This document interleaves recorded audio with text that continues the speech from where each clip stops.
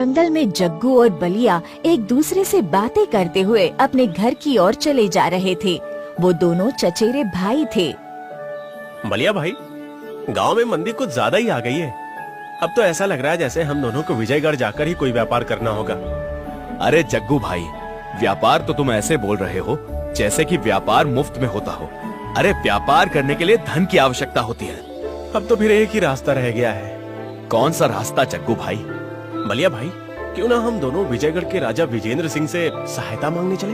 मैंने सुना है राजा विजेंद्र सिंह गरीबों की बहुत मदद करता है। बिल्कुल सही कहा जग्गू भाई। जग्गू ने इतना कहा ही था कि तभी बलिया की नजर जंगल में एक महल पर पड़ी, जो कि अब खंडहर में तब्दील हो चुका था।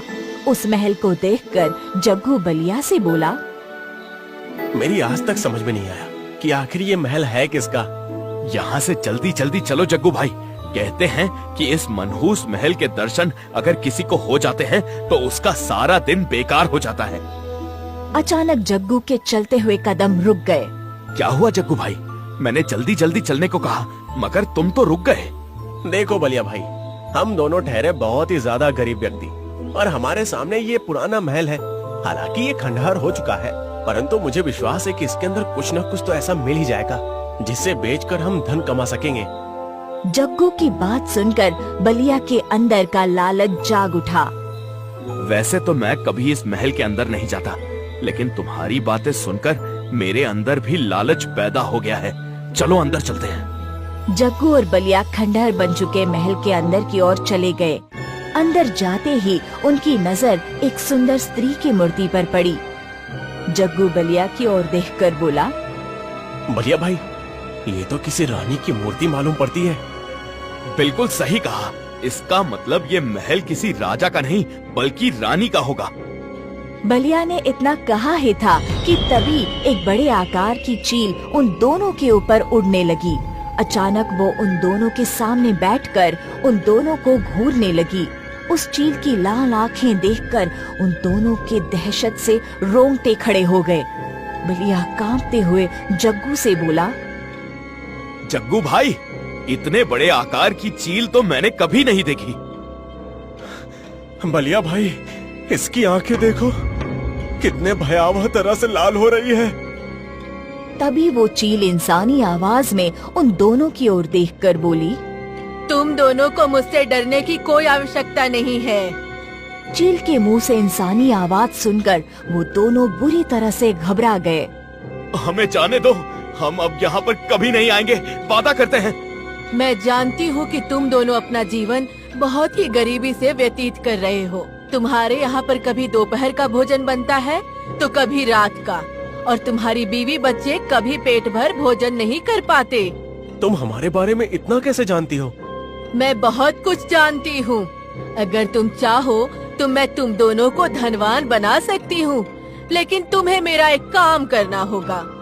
कैसा काम? तुम दोनों को राजा विजेंद्र के सबसे आखिरी पुत्र को इस महल तक लाना होगा। उस चील की आवाज सुनकर वो दोनों बुरी तरह से डर गए। तुम जानती भी हो कि तुम क्या मांग रही हो। हम ये काम कैसे कर सकते हैं? महल में बहुत अधिक पहरा होगा। बलिया भाई सही कह रहे हैं, हमें यहाँ से जाने दो। सोच लो, अगर तुम दोनों मेरा ये काम कर दोगे तो मैं तुम्हें इसी जंगल में एक सोने के तालाब का पता बताऊंगी। उस सोने के तालाब में से जितना भी सोना तुम निकालना चाहो निकाल कर अपने घर ले जा सकते हो। उसके बाद तुम हमेशा धनवान की तरह रहोगे। तुम्हारे पास इतना सारा धन होगा, तुम्हारे पास इतना सारा धन होगा कि गरीबी क्या होती है तुम्हारे आने वाली पीढ़ियां भी भूल जाएगी। चील की बात सुनकर बलिया और जग्गू के मन में लालच जाग उठा।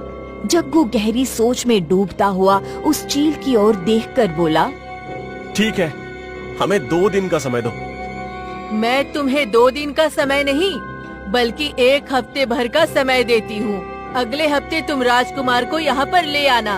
अब तुम दोनों जा सकते हो।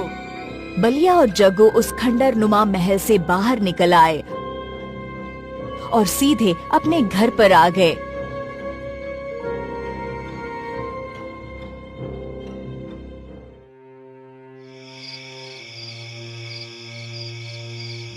उन दोनों का परिवार एक ही घर में रहता था।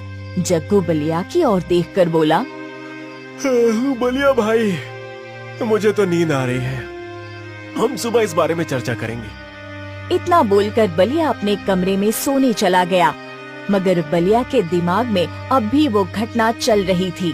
बलिया का घबराया हुआ चेहरा देखकर उसकी पत्नी आरती उससे बोली, क्या बात है जी, आपके चेहरे पर चिंता की लकीरें क्यों झलक रही हैं? और आप इतने घबराए हुए क्यों हैं? बलिया अपनी पत्नी को सारी घटना बताते हुए बोला, तुम ही बताओ आरती, हमें क्या करना चाहिए? उस महल की तरफ दोबारा मुड़कर नहीं देखना चाहिए। कहीं तुम वास्तव में राजा विजेंद्र के सबसे छोटे पुत्र राजकुमार अशोक का अपहरण करने की तो नहीं सोच रहे? सच बताऊं आरती, तो मैं कुछ ऐसा ही सोच रहा हूँ। आखिर हम कब तक गरीबी में अपना जीवन व्यतीत करते रहेंगे? कब तक हमें भूखे पेट सोते रहना होगा? तो क्या इसके लिए तुम राजकुमार का अपहरण करोगे? पता नहीं वो रहस्यमय चील राजकुमार के साथ क्या करेगी। मुझे तो बहुत डर लग रहा है। डरने से पहले एक बार अपनी 15 वर्षीय पुत्री कमला को भी देख लो। कुछ समय बाद हमें उसके हाथ भी पीले करने हैं, और उसके हाथ पीले करने के लिए हम धन कहाँ से लाएंगे? अरे हमारे पास तो भोजन तक के लिए धन नहीं है। बलिया की बात सुनकर उसकी पत्नी चुप हो गई। सच तो ये था कि बलिया की पत्नी के अंदर भी लालच जाग उठा था।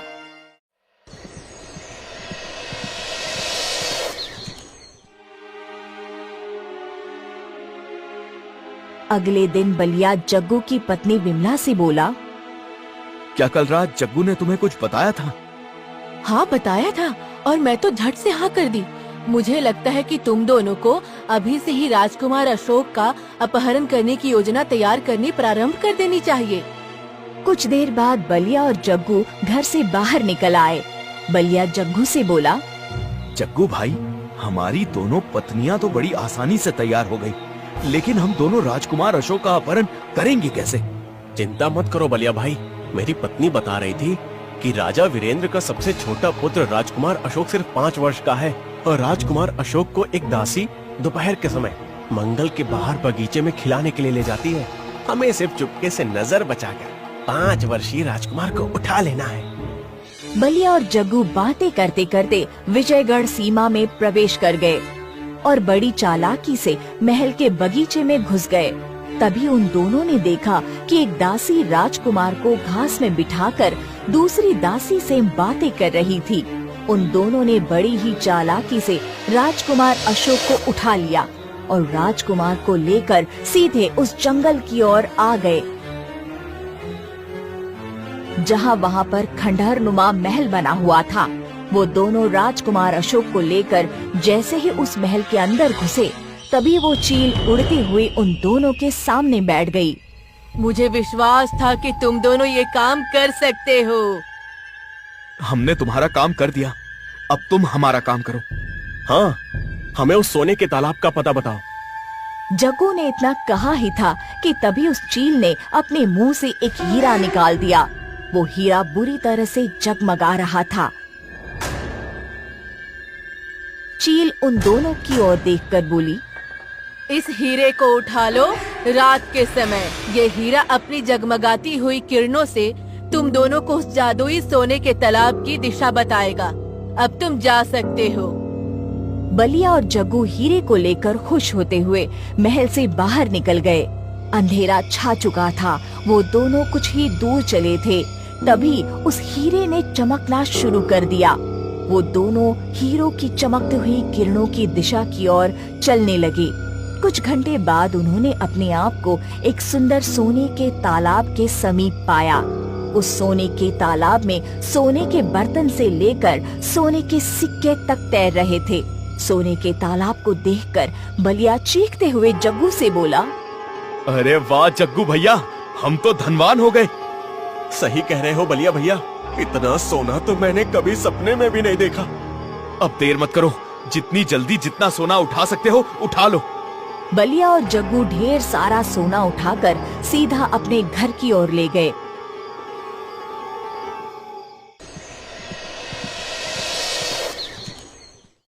इतना सारा सोना देखकर उन दोनों पत्नियों की आंखें चौंक गई। हमारी गरीबी के दिन अब दूर हो गए। सही कह रही हो, अब मैं अपनी बेटी कमला का विवाह बहुत ही धूमधाम से करूंगी। आरती ने इतना कहा ही था कि तभी रंग बिरंगे किरणों के साथ एक सुंदर स्त्री वहाँ पर प्रकट हो गई। उस सुंदर स्त्री को देखकर बलिया और जग्गू बुरी तरह से चौंक पड़े।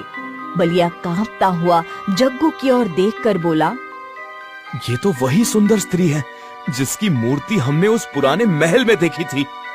सही कह रहे हो बलिया भैया। तभी वो सुंदर स्त्री अजीब से अंदाज में हंसती हुई बोली, तुम दोनों मूर्ख हो। सोने के लालच में तुमने अपने राजा से ही गद्दारी कर दी और उसके पुत्र को मेरे पास ले आए। मुझे पुनर्जीवित होने के लिए और अपना इंसानी शरीर पाने के लिए 2 लालची औरतों, ढेर सारा सोना और राजा के सबसे छोटे पुत्र की आवश्यकता थी, जो कि तुम दोनों ने बड़ी आसानी से पूरी कर दी। इतना बोलकर वो सुंदर स्त्री विमला और आरती की ओर घूर कर देखने लगी। अचानक ही वो तीनों वहाँ से गायब हो गई और वहाँ का ढेर सारा सोना भी गायब हो गया। ये देखकर बलिया और जग्गू बुरी तरह से घबरा गए। जग्गू भैया, ये सब क्या हो गया? बलिया भाई, लगता है हमारे साथ बहुत बड़ा धोखा हुआ है। जग्गू ने इतना कहा ही था कि तभी उसके पीछे एक भारी आवाज टकराई। तुम दोनों की वजह से राज्य और राज्य के वासी कितनी बड़ी मुसीबत में फंस चुके हैं, तुम्हें इसका अंदाजा भी है?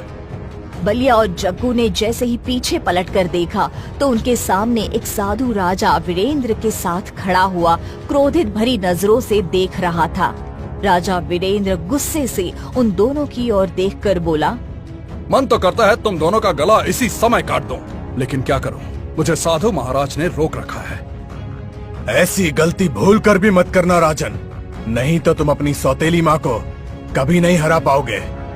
राजा वीरेंद्र गुस्से से साधु की ओर देखकर बोला, लेकिन साधु महाराज, इन दोनों व्यक्तियों ने मेरे सबसे छोटे पुत्र अशोक का अपहरण किया है और आप कहते हैं कि मैं इन्हें ऐसे ही छोड़ दूं? मत भूलो राजन कि इन दोनों को राजकुमार अशोक को उठाते हुए किसी ने नहीं देखा था। अगर मैं तुम्हें अपनी दिव्य दृष्टि से नहीं बताता कि राजकुमार अशोक का अपहरण किसने किया है तो तुम कभी नहीं जान पाते। इसलिए मेरी बात ध्यान से सुनो। ऐसा कोई भी कदम मत उठाना जिसकी वजह से हम सबको नुकसान उठाना पड़े। राजकुमार अशोक अभी सुरक्षित हैं, लेकिन वो ज्यादा देर तक सुरक्षित नहीं रह पाएंगे। तुम्हारी सौतेली माँ रुक्मणी ने इस संसार में फिर से वापसी की है, जो कि संसार के लिए बहुत ही घातक है। तभी बलिया डरते हुए साधु की ओर देखकर बोला, साधु महाराज, आखिर ये सब क्या रहस्य है? वो सुंदर स्त्री कौन थी जो मेरी और जग्गू की पत्नी को लेकर अचानक गायब हो गई? तुम दोनों की मूर्खता की वजह से ही उसकी खोई हुई शक्तियाँ वापस मिल रही हैं। उसे अपना मकसद पूरा करने के लिए राजा का सबसे छोटा पुत्र, ढेर सारा सोना और 2 लालची स्त्रियों की आवश्यकता थी। अब तुम दोनों मुझे पूरी घटना विस्तार से बताओ। जग्गू कांपते हुए सारी घटना साधु को बताने लगा। सारी घटना सुनने के बाद साधु उन दोनों की ओर देखकर बोला, जानते हो वो चील कौन थी? नहीं साधु महाराज, आखिर वो कौन थी, बताइए। वो चील कोई और नहीं बल्कि राजा वीरेंद्र की सौतेली माँ रुक्मणी थी, जिसे मैंने वर्षों पहले अपनी शक्ति से चील में परिवर्तित कर दिया था। क्योंकि राजा वीरेंद्र की सौतेली माँ रुक्मणी अपने सारे परिवार को मारकर सारे राज्य को हथियाना चाहती थी। अपने मकसद में कामयाब होने के लिए उसने काली शक्तियों का सहारा लेना शुरू किया। उस समय राजा वीरेंद्र के पिता का महल वही था, जो अब खंडहर में परिवर्तित हो चुका है। तभी राजा वीरेंद्र साधु से बोले, लेकिन साधु महाराज, अब क्या होगा? कहते हैं कि दुश्मन चाहे कितना भी चालाक क्यों ना हो, मगर वो एक न एक गलती जरूर करता है। और तुम्हारी सौतेली माँ रुक्मणी ने भी एक गलती कर दी। कौन सी गलती साधु महाराज? चील के रूप में रुक्मणी ने वो हीरा इन दोनों को थमा दिया। इतना बोलकर साधु उन दोनों की ओर देखकर बोले, वो हीरा कहाँ है? बलिया ने तुरंत अपनी जेब से हीरा निकालकर साधु को पकड़ा दिया। साधु उन सब की ओर देखकर बोला, चलो मेरे साथ, आज चंद्र ग्रहण की रात है। इससे पहले कि वो अपने मकसद में कामयाब हो जाए, हमें उस महल के अंदर पहुंचना होगा। कुछ ही देर में वो सब महल के अंदर खड़े हुए थे। तभी राजा वीरेंद्र की नजर 5 वर्षीय राजकुमार अशोक पर पड़ी, जो कि जमीन पर बेहोश पड़ा हुआ था और एक चील राजकुमार को घूर रही थी। राजकुमार के अगल बगल में ढेर सारा सोना भी पड़ा हुआ था और उसी सोने के ढेर पर बलिया और जग्गू की पत्नियां बेहोश पड़ी हुई थी। राजा वीरेंद्र अपने पुत्र की ओर जैसे ही आगे बढ़ा, तभी साधु चीखते हुए बोले, आगे मत बढ़ना राजन, वो कोई साधारण चील नहीं है। तभी वो चील अपनी लाल आँखों से साधु की ओर देखते हुए बोली, तो तू यहाँ तक आ गया साधु, लेकिन अब तेरी कोई भी चाल कामयाब नहीं होने वाली। कुछ ही देर में चंद्र ग्रहण हो जाएगा। चंद्र ग्रहण होते ही मैं अपनी चोंच से इन सब की आंखें निकाल कर खा जाऊंगी। उसके बाद जादुई तालाब की इन सोने की किरणों से दोबारा अपनी इंसानी शरीर में आ जाऊंगी। फिर तू मेरा कुछ नहीं बिगाड़ सकता। साधु चीखते हुए चील की ओर देखकर बोला, चंद्र ग्रहण होने में अभी कुछ समय बाकी है रुक्मणी, तेरी एक कमजोरी मेरे पास है। इतना बोलकर साधु ने वो हीरा निकाल लिया। साधु के हाथ में हीरा देखकर रुक्मिणी बुरी तरह से क्रोधित होते हुए बोली, गलती हो गई, बहुत बड़ी गलती हो गई। बुरा इंसान कितना भी चालाक क्यों ना हो, लेकिन कोई ना कोई गलती जरूर करता है। मैं जानता हूँ इस हीरे में तेरी जादुई शक्तियाँ हैं और इसी हीरे में तेरी जान बसती है। वर्षों पहले जब मैंने तुझे चील के रूप में परिवर्तित किया था, तब मैंने इस हीरे को बहुत तलाशा था, लेकिन मुझे नहीं मिला। लेकिन आज मुझे इन 2 मूर्खों से पता चला कि ये हीरा तूने अपने पेट के अंदर रखा हुआ था। मैं जानता हूँ कि आज चंद्र ग्रहण के बाद ये हीरा किसी भी काम का नहीं होगा, लेकिन इस समय ये हीरा तेरी जान जरूर ले सकता है।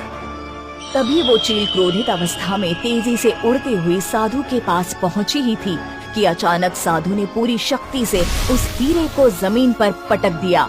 हीरे के चकनाचूर होते ही अचानक उस चील के पर खच्चे उड़ गए और वो सोना वहाँ से गायब हो गया।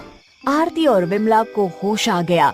वो दोनों हक्का बक्का नजरों से इधर उधर देखने लगी। राजा वीरेंद्र दौड़ते हुए अपने बेटे पुत्र राजकुमार अशोक के पास पहुँच गया। बलिया और जग्गू राजा वीरेंद्र की ओर देखकर बोले, हमें क्षमा कर दीजिए राजन, ये सच है कि लालच ने हमें अंधा कर दिया था। इस महल के अंदर प्रवेश करने से पहले हम आपके ही पास मदद के लिए आने वाले थे महाराज, लेकिन हम चील की बातों में आ गए। साधु मुस्कुराते हुए राजा की ओर देखकर बोला, इन दोनों को क्षमा कर दो राजन, इनकी गलती की वजह से ही तुम्हारी सौतेली मां रुक्मणी आज नरक में पहुंच गई, वरना भविष्य में कभी ना कभी वो किसी न किसी को अपना मोहरा जरूर बनाती।